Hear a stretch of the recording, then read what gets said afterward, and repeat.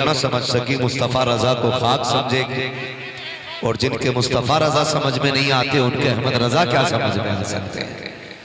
हाँ, और याद रखिएगा अहमद रजा को समझने के लिए बस इतना ही काफी है, इतना ही काफी है, इतना ही काफी है। जात बड़ी बात है।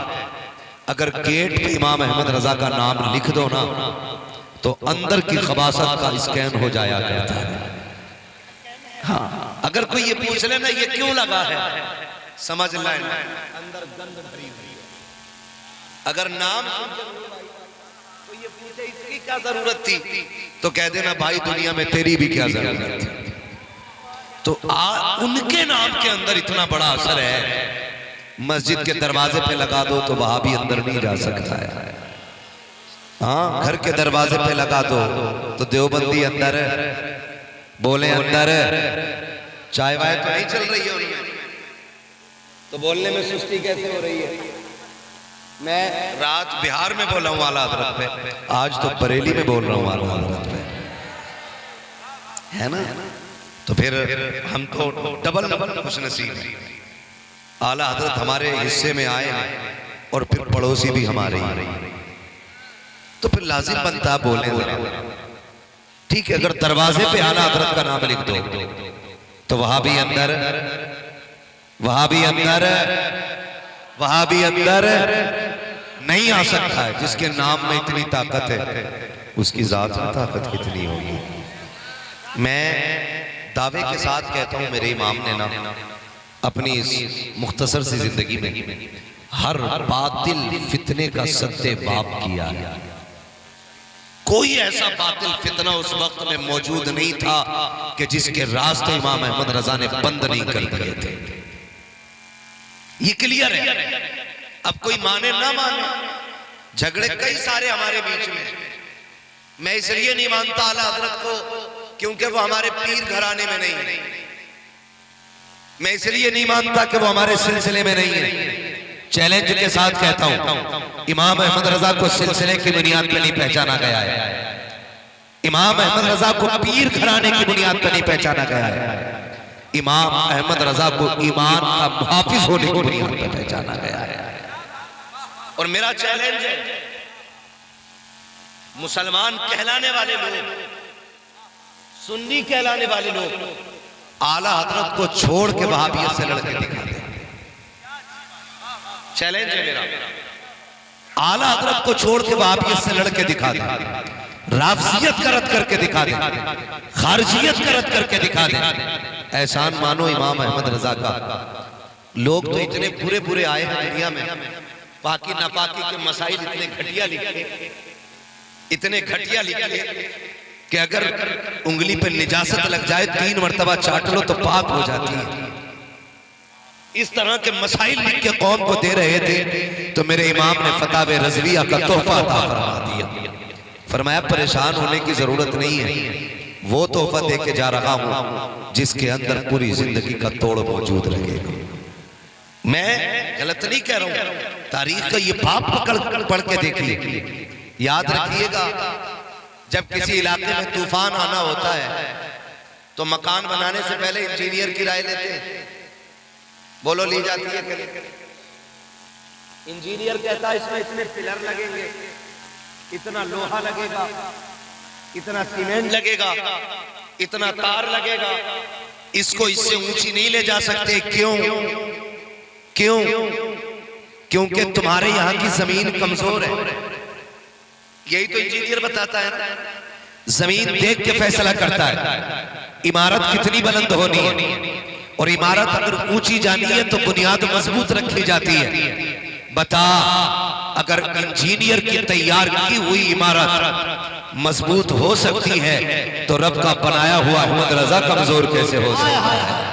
रब का अहमद रजा कमजोर कैसे हो सकता है? जिन इलाकों में पानी ऊपर होता है उन इलाकों की इमारतों की बुनियाद मजबूत की जाती है। जहां 5 क्विंटल सरिये की जरूरत होती है 5-10 क्विंटल डाला जाता है, क्योंकि जमीन कमजोर है। किसी इलाके में तूफान ज्यादा आते हैं, उसके हिसाब से इमारतें बनाई जाती हैं। अब जरा बता तो सही, जिस दौर में मेरे इमाम को पैदा किया गया था क्या सिर्फ एक फितना था? नहीं, खुदा की कसम, वहाबियत का फितना अलग था, देवबंदियत का फितना अलग था, अहले हदीस कहलाने वाली जमात अलग थी, राफजियत अलग जन्म ले रही थी, खारजियत अलग तूफान उठा रही थी, तातारियत के मुनकिर अलग थे, रिसालत पे उंगली उठाने वाले अलग थे। कोई खुदा के झूठ का इम्कान कह रहा था, कोई नबी के इल्म गैब का इनकार कर रहा था, कोई वलियों की विलायत को गुमराही कह रहा था, कोई मज़ारों की चादर छीनने पे लगा था, कोई शिर्क और बिदअत के फतवे दे रहा था।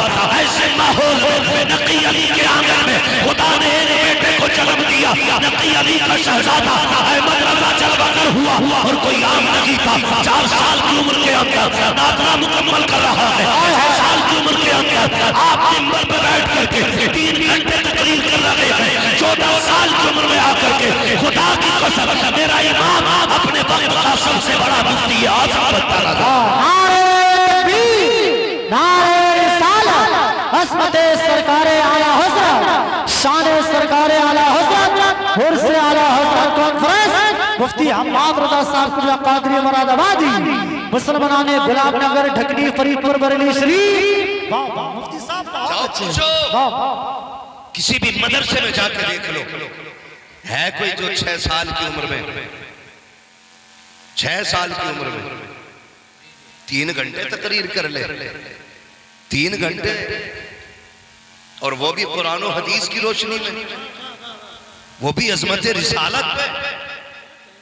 अब्रे रहमत तेरी मरकत पर गोहरबारी करे, हश्र तक शाने करीमी नाज बरदारी करे, फना के बाद भी बाकी है शान रहबरी तेरी, खुदा की रहमतें होंगे अमीर कारोबार तुझ पर। बड़ी शख्सियत मेरे इमाम की, बड़ी शख्सियत। हाँ, कोई मंतिक में माहिर हो जाए ना, उसे इमामुल मंतिक कहा जाता है। हाँ, जिसे मसाइल पे महारत हासिल हो जाए उसे फकीह आजम कहा जाता है।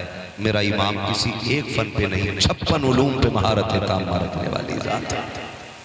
56 उलूम पे, 56 उलूम पे।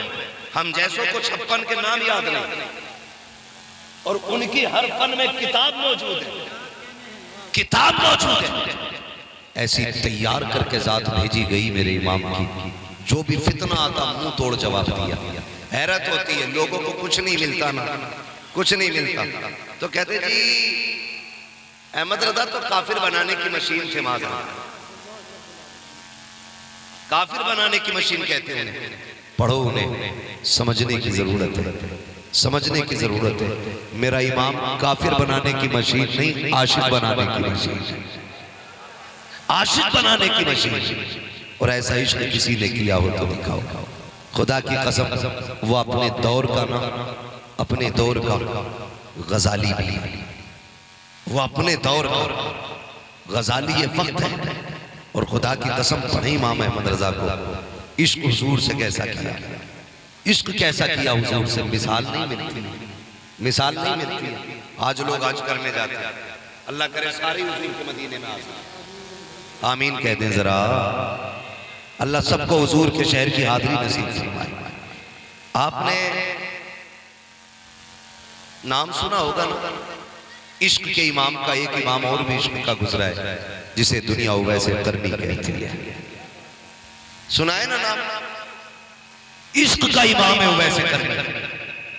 एक देखने वाले का कहा मान लिया गया, बिन देखे तुझे हमने खुदा मान लिया गया।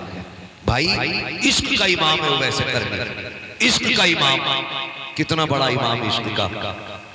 हुजूर को कभी देखा नहीं, और इश्क इतना करते कि अगर कोई हुजूर के शहर से लौट के आता, उससे पूछते कहाँ से आए हो, वो कहता मदीने शरीफ गया था। तो फिर कहते अल्लाह तेरे कदमों को चूम लो, तेरे पैरों ने मेरे महबूब के शहर की जमीन चूमी है। ठीक इसी तरह कोई बरेली आता हज करके, मेरा इमाम पूछता कहाँ गए थे, हुजूर हज करके आया हूँ। फिर कहते ला तेरे तलवे चूम लूं, तूने उस जमीन के बोसे लिए हैं जिस जमीन पे फरिश्ते सुबह शाम आकर के हाजिरी दिया करते हैं। ये इश्क की झलकियां होती हैं, लोग क्या समझेंगे इन अदाओं को?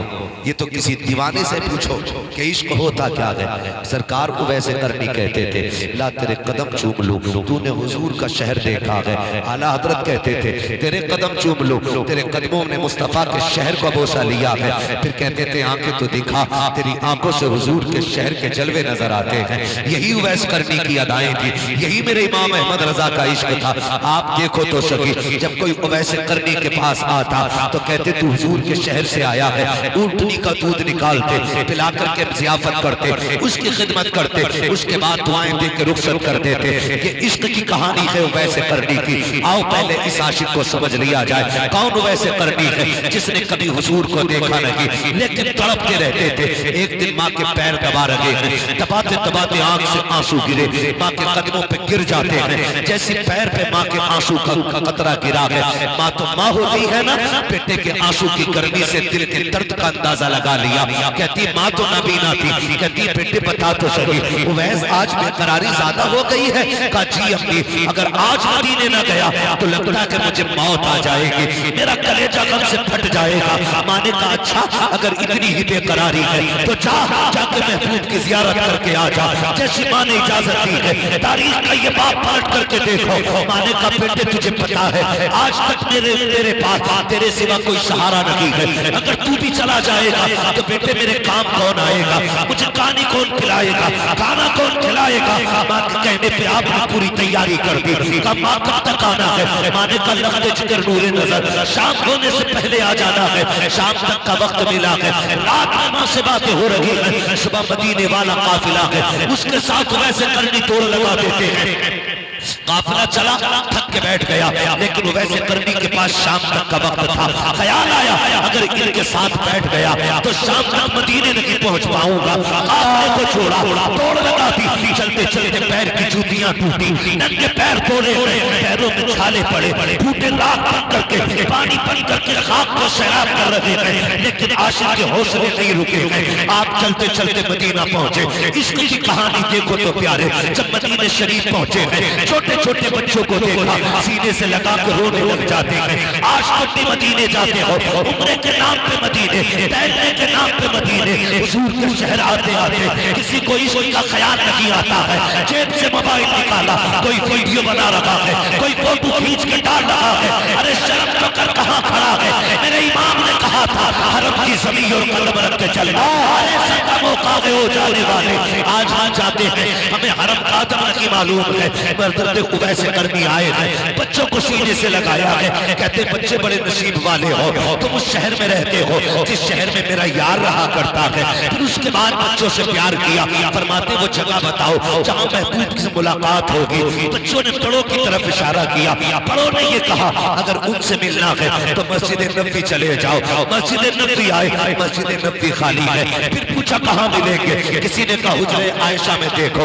आवाज दी, आवाज आई दरवाजा किसने बजाया है? कहा परदेसी हूँ। क्यों आए हो? कहा हुजूर से मिलना है। उम्मुल मोमिनीन की खबर आती है हुजूर अभी अभी बाहर चले गए हैं, बाहर चले गए हैं। इतना सुना बेकरार हो जाते हैं, तड़प जाते हैं। कहते हैं अच्छा हुजूर कब आएंगे? कहा ये तो नहीं कहा जा सकता है। कहते हैं अच्छा तो फिर एक काम करें, मुझे अंदर आने की इजाजत है। क्या करोगे? कहा उस जगह को देखो जहाँ मेरा यार बैठा करता है, जहाँ मेरे महबूब बैठते हैं। वैसे करनी अंदर आए हैं, कभी हुजूर का बिस्तर चूम रहे हैं, कभी मेहराब को चूम रहे हैं, कभी मिंबर को बोसे दे रहे हैं। उम्मुल मोमिनीन आयशा सिद्दीक़ा फरमाती है पूरे बदन पे गर्द लगी थी, बालों पे मिट्टी लगी थी, देखने में दीवाना लग रहा था, लेकिन इश्क कमाल का था। कभी दीवारों से लग के रो रहा है, कभी बिस्तर से लिपट के रो रहा है। मैंने कहा अगर इतना ही इश्क है तो रुक क्यों नहीं जाता है? उसने कहा मजबूरी है, वरना ठहर तो जाता। अल्लाह अकबर जाते जाते वैसे करनी ने कहा था